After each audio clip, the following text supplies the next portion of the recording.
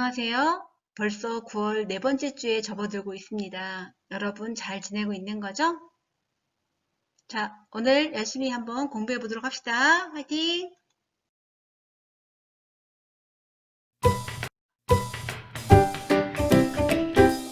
자, 수업 준비 다 되었나요? 그럼 시작해 볼까요? 자, 오늘은 지난 시간에 우리가 심장의 구조, 그 다음 혈액순환 경로를 공부했어요. 자, 오늘은 혈액에 대해서 공부할 거예요.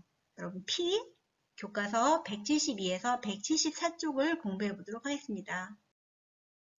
우선 지난 시간에 배운 거 잠깐 복습하고 넘어갈게요. 지난 시간에 너무 복잡하고 어려웠는데 다시 한번 짚어보고 가도록 합시다. 네, 여러분 심장, 이심방, 이심실로 되어 있습니다.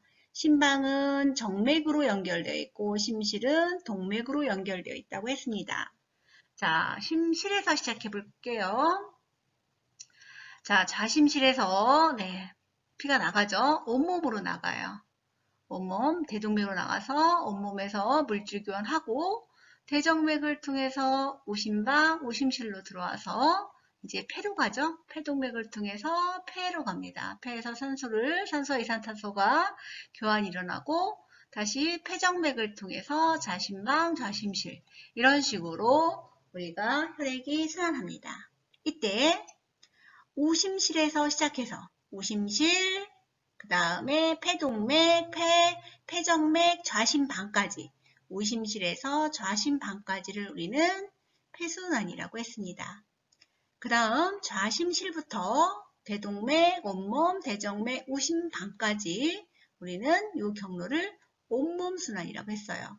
여러분 이 빨간색으로 표시된 이 부분은 우리가 뭐죠? 폐순환. 파란색 화살표는 온몸순환이에요. 요 경로 외워두시라고 했습니다.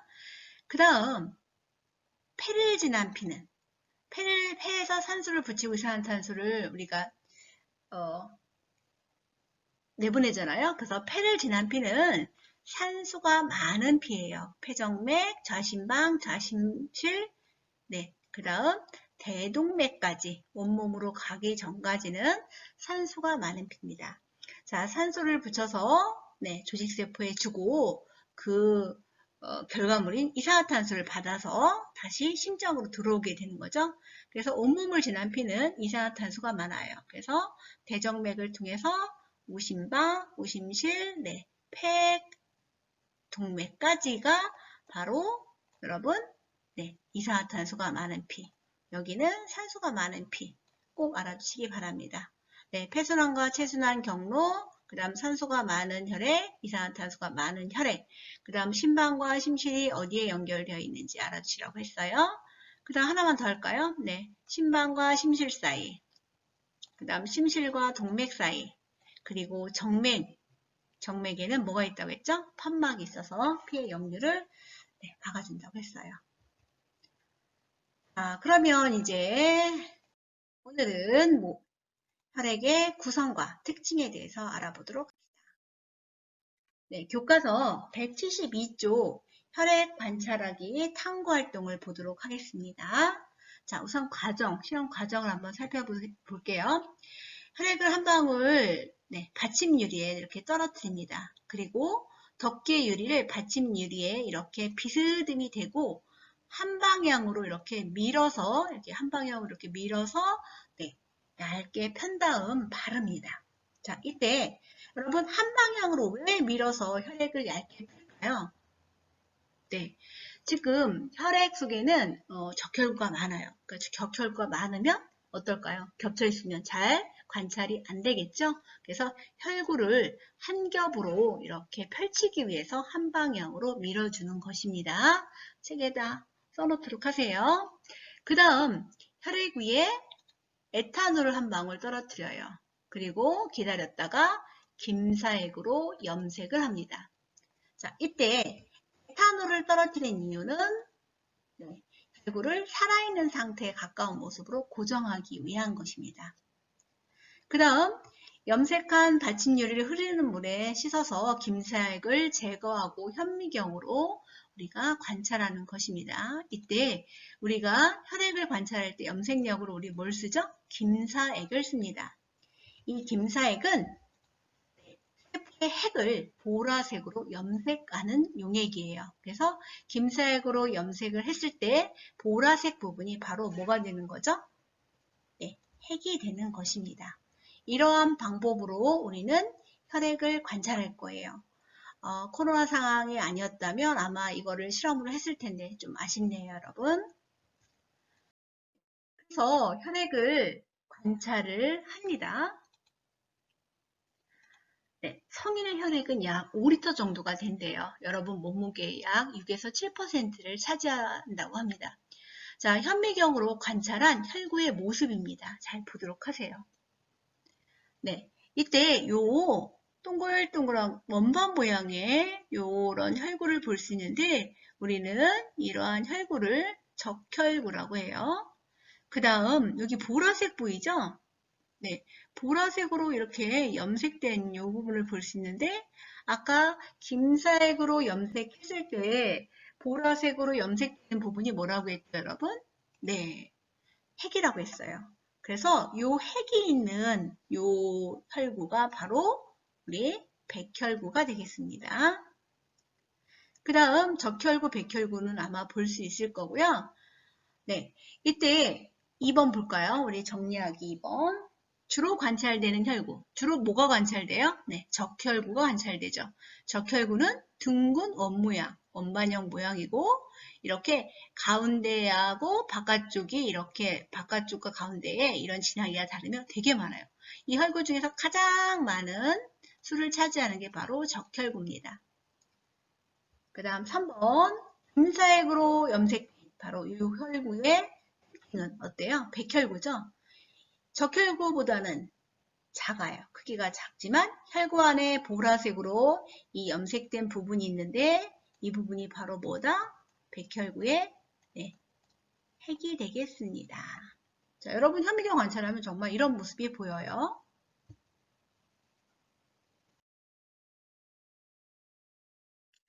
네, 그럼 탐구 내용을 바탕으로 혈액의 구성에 대해서 자세히 공부해 보도록 합시다. 우선 혈액은 세포 성분인 혈구와 액체 성분인 혈장으로 나뉩니다. 이때 혈구는 45%, 혈장은 55%를 차지한다고 해요.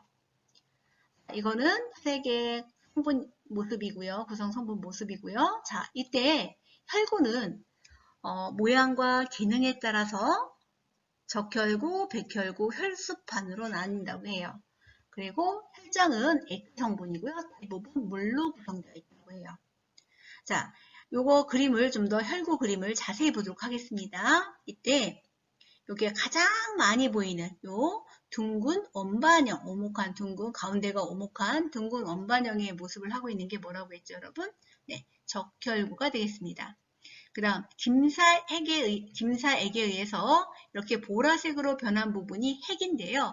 이 핵을 가지고 있는 것이 바로 백혈구입니다. 백혈구.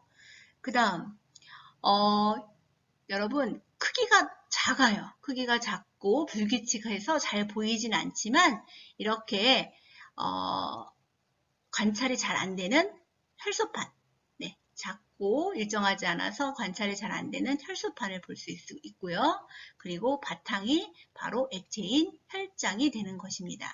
그래서 여러분 모습도 여러분 알아두셔야 돼요. 네, 적혈구, 그 다음 백혈구, 그 다음 요거 작은 혈소판, 그리고 이 바탕을 이루고 있는 요 액체 성분을 뭐라고 한다고요? 혈장이라고 합니다. 자, 그럼 질문을 한번 해보도록 할게요. 이 혈구 중에서 적혈구, 백혈구, 혈소판 중에서 수가 가장 많은 건 뭘까요, 여러분? 네, 뭐죠? 적혈구예요. 그 다음 뭘 것 같아요? 그 다음은 혈소판, 그 다음 백혈구 순입니다. 적혈구, 그 다음 혈소판, 백혈구 순이에요. 그 다음 두 번째, 혈구의 크기 순서. 누가 제일 크죠? 백혈구죠. 그 다음 적혈구, 혈소판. 이런 순서로 네, 크기가 나뉘어져 있죠. 자, 그렇다면 이것도 중요하니까 꼭 체크하도록 하세요. 자, 그렇다면 이제 적혈구에 대해서 한번 자세히 살펴보도록 합시다. 적혈구는요, 이렇게 그림에서 보듯이 가운데가 이렇게 오목한 원반 모양이에요. 원반 모양이고요. 핵이 없죠? 그 다음 핵이 없고, 그 다음 적혈구는 어떻게 보여요? 네, 붉게 보이죠? 적혈구는 붉게 보이는 이유가 바로 헤모글로빈이라는 색소 때문이에요. 헤모글로빈. 이거 꼭 알아주세요. 이 헤모글로빈은 어떤 특징이 있냐면 산소가 많은 곳에서는 헤모글로빈에 산소를 붙여요. 그리고 산소가 적은 곳에서는 그 산소가 떨어져서 다른 곳에 이렇게 주는 역할을 해주는 것이 바로 헤모글로빈이에요. 근데 이 헤모글로빈 많이 들어봤을 거예요. 네, 이 헤모글로빈이 부족하면 빈혈이 생긴다고 해요. 그렇다면 이 적혈구 안에는 헤모글로빈이라는 붉은 색소가 있고 그 헤모글로빈에 바로 산소를 붙이고 떼는 역할을 하기 때문에 적혈구의 가장 중요한 기능은 바로 산소를 운반한다는 거. 그리고 헤모글로빈이 있다는 거. 원반 모양이고 핵이 없다는 거. 여러분 체크해 주시기 바랍니다. 적혈구예요. 그 다음 백혈구입니다. 여러분 백혈구 많이 들어봤을 거예요. 우리 몸에 바이러스나 세균이나 이물질이 들어가면 백혈구 숫자가 증가를 합니다. 그래서 몸의 상태에 따라서 백혈구 수가 변하기 때문에 병의 진단에 사용하는 것이 바로 백혈구 수를 우리가 많이 따져요. 자, 백혈구는 네, 모양이 불규칙해요. 수시로 모양이 변한다고 해요. 그리고 적혈구보다는 어때요? 숫자가 적고 크기는 커요. 그리고 얘의 가장 큰 특징은 뭐죠? 핵이 있어요. 아까 김사에게에서 불규칙한 모양의 핵이 염색이 됐죠? 그리고 세균이나 바이러스 침입하면 이 개수가 증가해서 염증 반응을 일으킨다고 해요. 그러면 세균이 침입했으니까 그것을 잡아먹는 역할, 식균 작용을 하는 것이 바로 백혈구의 가장 큰 기능이라고 할 수 있겠습니다. 식균 작용 꼭 알아두시기 바랍니다, 여러분. 자, 백혈구 수치가 높으면 주의해야 될 필요성이 있는 병이 바로 백혈병이라는 것이에요. 백혈구 식균 작용, 핵이 있다라는 거 알아주시기 바랍니다.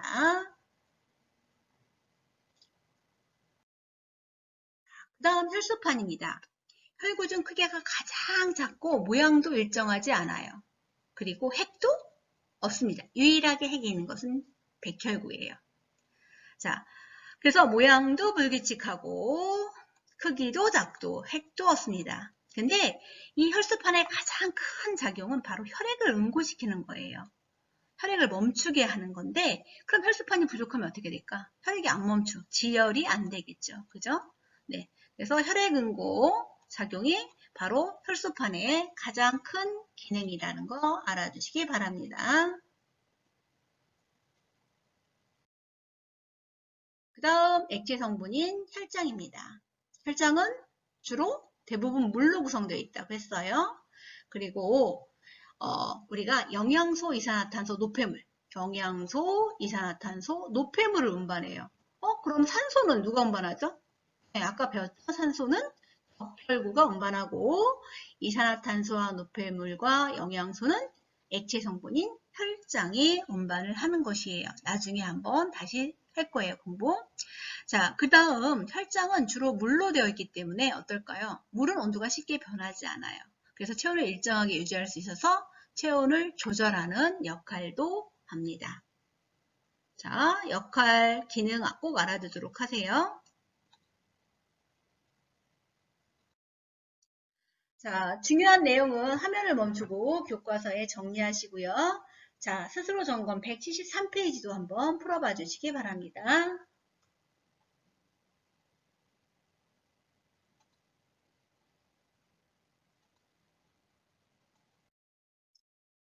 같이 한번 풀어보도록 합시다. 1번 혈관중 동맥에는 심장에서 나가는 혈액이 흐르고 정맥에는 심장으로 들어오는 혈액이 흐른다고 했죠. 혈액은 액체 성분인 혈장과 세포 성분인 혈구로 이루어졌는데 혈구는 모양과 기능에 따라 어떻게 나누죠? 적혈구, 백혈구, 혈소판으로 나눈다고 했어요.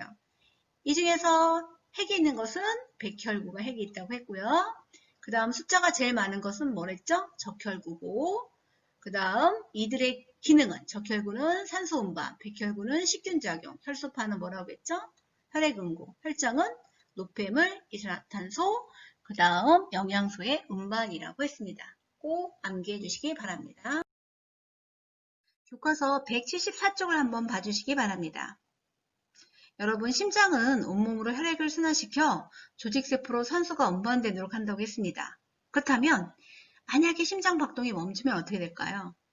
그렇죠? 혈액순환이 중단되겠죠? 그래서 뇌와 같은 중요한 기관은 산소가 공급이 안 되니까 영구적인 손상을 입을 수도 있을 겁니다. 자, 심장이 정지한 시간이 길어지면 소중한 생명을 잃을 수도 있다고 해요. 자, 그래서 이번 시간에는 심폐소생술을 한번 알아보도록 해요. 그래서 심폐소생술로 심장마비 상태로 벗어날 수 있는 방법을 한번 보고 나중에 위험한 상황에서 이런 상황이 닥친다면 여러분도 할 수 있게 한번 연습해 보도록 합시다. 여러분의 가족이나 주변 사람에게 심정지가 발생한다면 어떻게 하시겠습니까? 심정지 환자를 구할 수 있는 유일한 방법은 바로 심폐소생술입니다. 심정지가 발생하면 혈액순환이 즉시 중단됩니다. 심폐소생술은 정지된 심장을 대신하여 심장과 뇌에 산소가 포함된 혈액을 공급해주는 아주 중요한 응급처치입니다. 심정지 발생부터 가능한 빨리, 늦어도 5분 이내에 심폐소생술이 시작돼야 생존 가능성이 높아집니다. 자, 지금부터 5분의 기적, 심폐소생술에 대해 배워보겠습니다. 쓰러진 사람을 발견한다면 가장 먼저 심폐소생술이 필요한 상태인지 알아봐야 합니다. 먼저 환자에게 접근하기 전에 현장 상황이 안전한지를 판단한 후 환자에게 다가갑니다. 여보세요? 여보세요? 괜찮으세요? 제 말 들리세요? 환자의 어깨를 가볍게 두드리며 환자의 반응을 살피세요. 환자의 반응이 없을 경우 심정지 상태를 의심하고 재빨리 도움을 청해야 하는데요.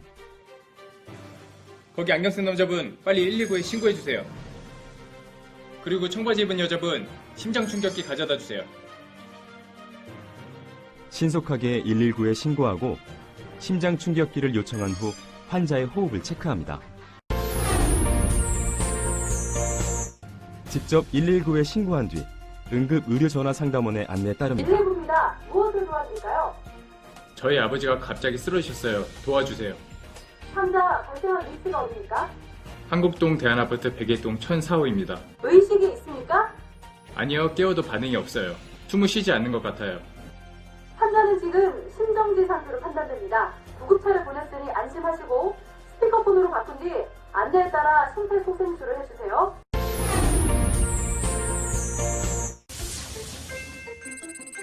우선 환자를 편평한 바닥에 눕힌 뒤 환자의 가슴 옆에 무릎을 꿇고 앉습니다. 환자의 윗옷을 벗겨 가슴을 드러내 정확한 가슴 압박 위치를 확인합니다. 가슴뼈 아래쪽 2분의 1 지점 부분에 손목과 손의 경계선 바로 윗부분, 즉 손바닥에 두툼한 부위를 댑니다. 쉽게 이해하기 위해 이 부위를 손꿈치라고 하겠습니다. 가슴뼈 아래쪽 2분의 1 지점 부분에 손꿈치를 놓고 그 위에 다른 손을 포갠 뒤 손가락은 깍지를 껴서 환자의 가슴에 손꿈치만 닿도록 합니다.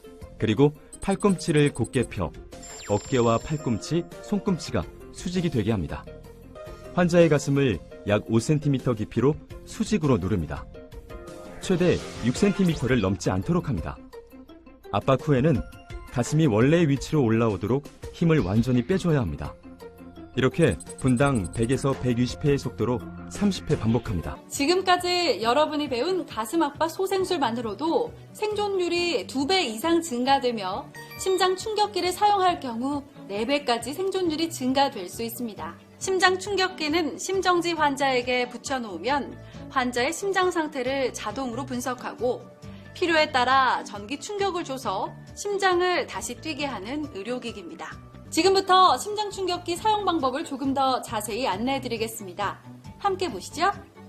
열하나, 열둘, 열세, 열네, 심장 충격기 가져왔습니다. 가슴 아파 할 줄 아세요? 심장 충격기가 도착하면 119 구급대원들이 도착할 때까지 심폐소생술이 중단되는 시간을 최소화하기 위해 주위 사람에게 심폐소생술을 요청하는 것이 좋습니다.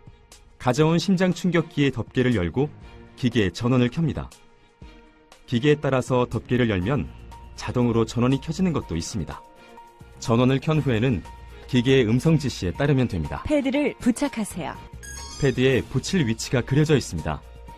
그림대로 하나는 오른쪽 빗장뼈 아래에, 다른 하나는 왼쪽 젖꼭지 아래에 붙입니다. 심폐소생술은 멈추지 마시고요. 그리고 음성 지시에 따르세요. 패드 커넥터를 AED에 연결하세요. 환자로부터 떨어지세요. 떨어지세요. 환자의 심장 리듬을 분석합니다.